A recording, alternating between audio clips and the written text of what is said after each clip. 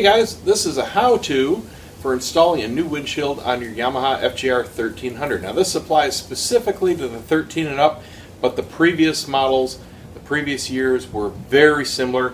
You just have a little bit different fastener configuration on the screen itself. This is also going to be an unboxing and direct comparison between the stock windshield on the 13 and up and the Yamaha optional touring shield. This just got dropped off. So let's take a look and see what's inside the box. It's advertised as a straighter design, so you have less curved back on the windshield, which should directly help the airflow to go above your helmet. And it's 4 inches taller, which has obvious benefits as well. Real good tape job on this guy. There we go.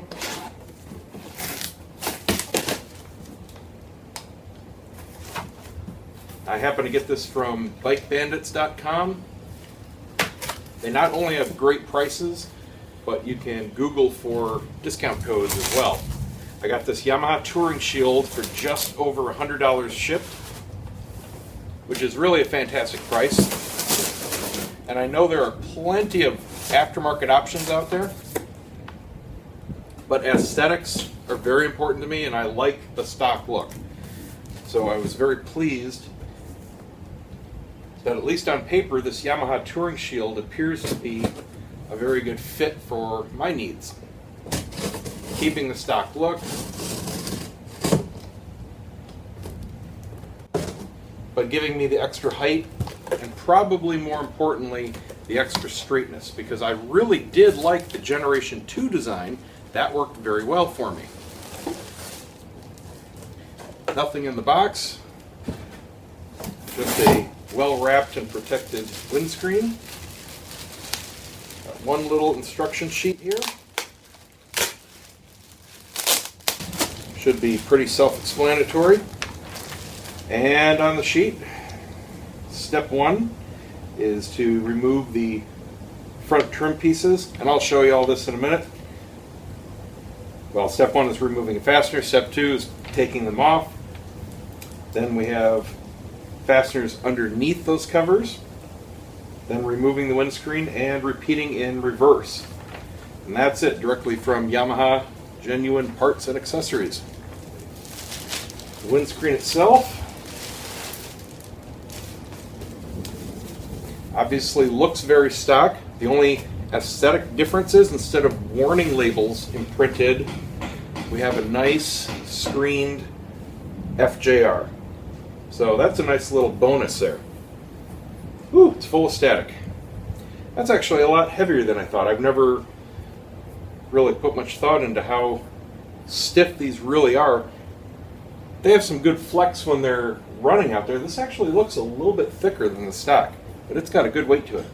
Alright, no damage, good to go, dot approved.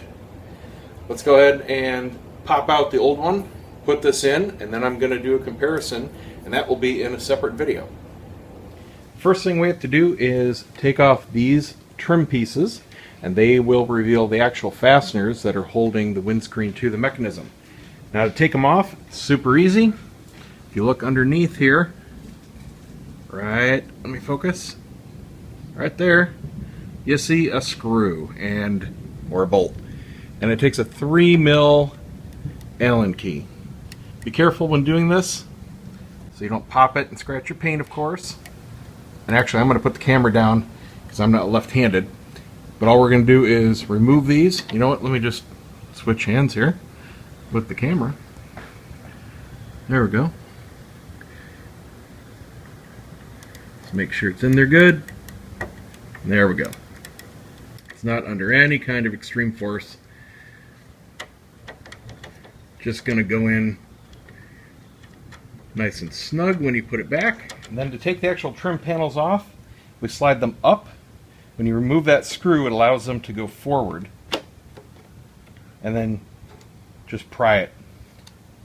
Just push it forward, up towards the top as far as you can. Make sure you don't lose this little clip here on the bottom.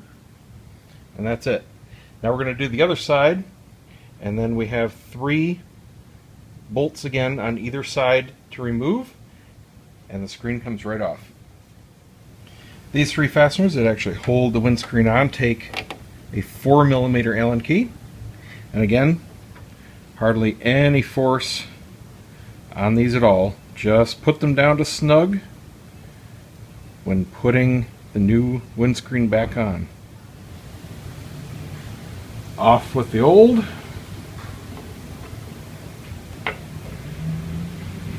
Here you can see the two. I've got the stock overlaid on top of the Touring so you can see the exact size differences. The bottoms are lined up at the mounting holes so you can see exactly how much taller it is. Here's my hand for comparison. So it's about 1 full palm width for me, and I got big hands. That's about 4 inches right there. It is thicker. It does have more thickness to the actual plexiglass. Let me see if I can focus it for you. Right there. I mean, it's not much, but it's definitely something that I noticed as soon as I picked it up. I could see it and I could feel it. So you can see the width is the same. It's a slightly different shape with those little wings, but that's just the positioning for the overall width. And the curve is not that dramatic. You can see that it's a little straighter, but not that much. Just a little bit straighter. So that makes me feel better. It makes me believe that it might be better for me in the low position. All right, let's go and get this bad boy on, and I'm anxious to see how it works.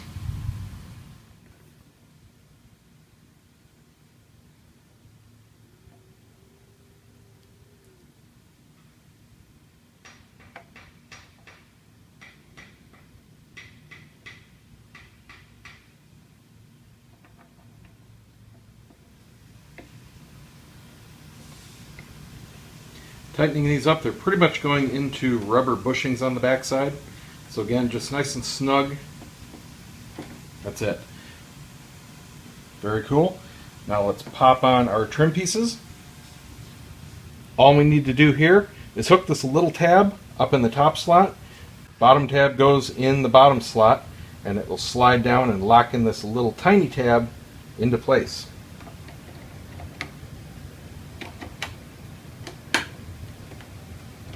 There we go.